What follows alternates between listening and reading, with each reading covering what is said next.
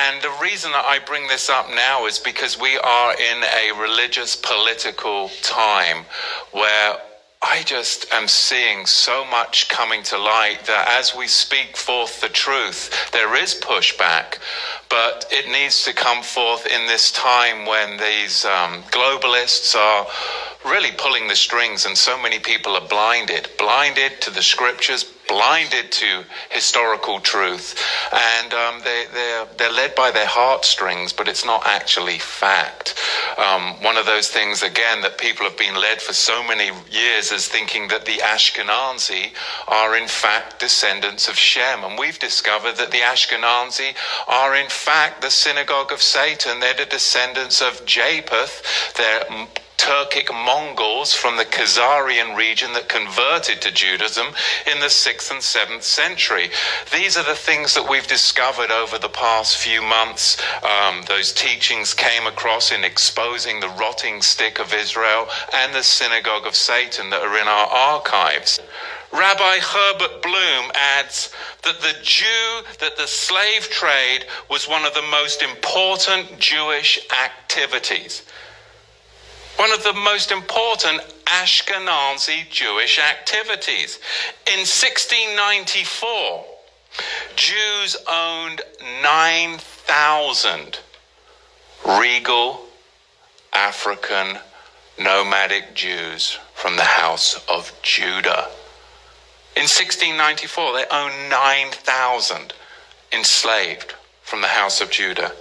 Jewish slaving is confirmed in the Jewish Encyclopedia. But you start talking about it, again, you're digging into historical truth, not sacred history. So why does the American black history exist solely for the past 400 years, beginning in the 17th century? And all you hear about is, well, the transatlantic slave trade. But there's so much more than the transatlantic slave trade. You've got to go further back. You had Islamic trappers that worked with the indigenous black Africans to trap the regal Negro house of Judah. And then you had them sell them to the Ashkenazi ship merchants, along with many Portuguese and British Ashkenazi. If King David was an Ashkenazi, white Jew with a reddish complexion, he would have been described as Laban, an albino, but he wasn't.